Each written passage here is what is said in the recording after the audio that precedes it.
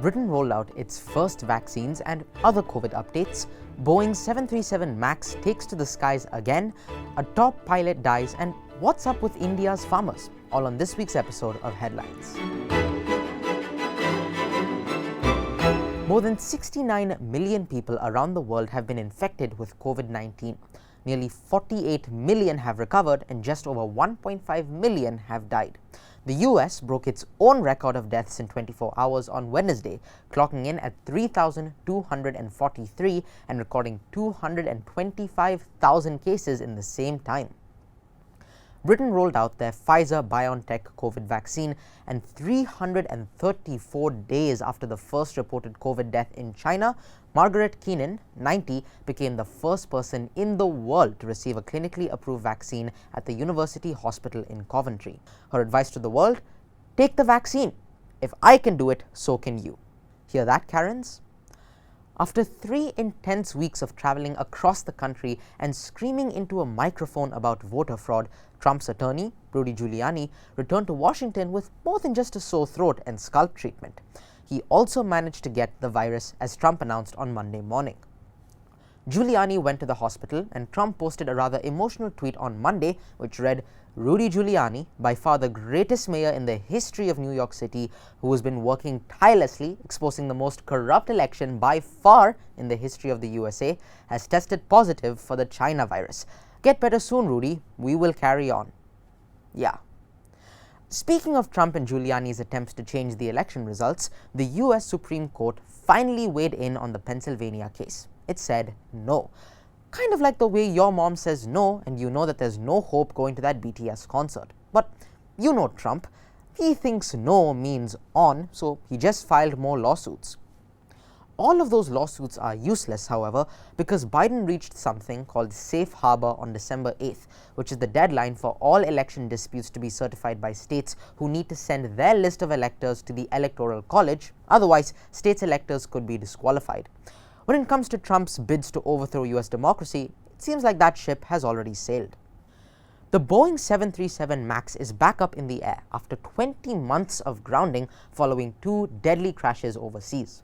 Last Wednesday, Brazil's low-cost airline Gol's Flight 4104 from Sao Paulo arrived safely in the southern city of Porto Alegre. Even though the airline industry is experiencing some turbulence because of travel restrictions, Ireland's discount carrier Ryanair has agreed to buy 75 of the Boeings, making them the first airline to place a new order since US regulators cleared the plane to fly again. It's only fitting that the airline with the worst landings buys the most troubled aircraft. On Monday, American test pilot and Air Force legend Chuck Yeager died. He was 97 years old. Yeager was the first ever pilot to fly supersonic, breaking the sound barrier in the Bell X-1 experimental jet in 1947. Widely believed to be one of America's greatest pilots, Yeager became a sensation after the feat, which was considered to be impossible, and his status as an aviation legend was immortalized in the book The Right Stuff, which became a hit movie of the same name. Rest in peace, General. So, what's up with India? Last month, tens of thousands of farmers descended on New Delhi to protest against the government's attempts to liberate the produce market. Since the 1960s, the government has bought essential crops like wheat and rice from farmers at set prices. This and advances in agricultural tech did a lot to help India move from food insecurity to food surplus. Farmers rely on these set prices, and while they won't be disappearing under the proposed reforms, they are in jeopardy as new laws remove restrictions on corporations, allowing them a bigger slice of the agri-market pie. The government says that these reforms will empower farmers to get better prices for their crops, because we all know how big corporates hate profits and love to generously pay their suppliers. The farmers are furious that the government did not consult them before ramming the changes through Parliament.